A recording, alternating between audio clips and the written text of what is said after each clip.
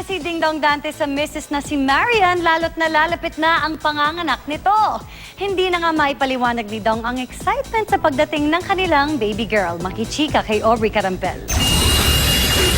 Aba naman sa trabaho bilang aktor at Commissioner at Large ng National Youth Commission, priority raw ni GMA Primetime King Ding Dong Dantes ang nalalapit na panganganak ng Mrs. na si Marian Rivera.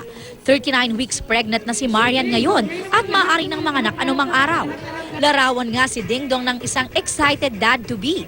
Handang-handa na raw ang mga kailangan nila at ni baby Maria Leticia. More of excitement talaga, more of excitement. Talagang yung pakiramdam, hindi mo may paliwanag. Never ako nagkaroon ng ganitong feeling sa kahit anumang bagay, kahit sinong tao. So, I don't know, maybe ano pa kaya dun sa mismong araw na yun.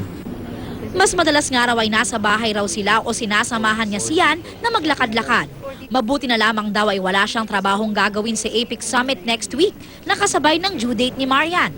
Ang task ko lang naman dun ay magkaroon ng APEC 101, kumbaga para malaman more or less kung ano yung naging kasaysayan ng APEC sa atin before and kung ano yung mangyayari ngayon. And it ends there kasi ako mukhang yung linggong yun talaga yung pinaka-crucial para din sa amin. So definitely I will just be home.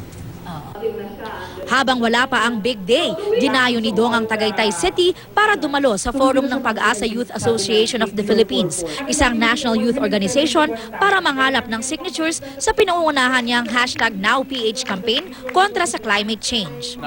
Ang signature campaign ay ipaaabot ng delegasyon ng Pilipinas sa 21st Conference of Parties sa Paris, France para ipanawagang aksyonan ang lumalalang problema sa climate change.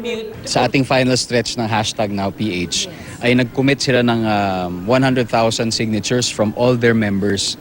So ang laking addition talaga nito doon sa yung kinukuha natin mga signatures, 'di ba, from all the youth na gustong maging gustong sumama din sa campaign na to. Malapit na rin kasi siya.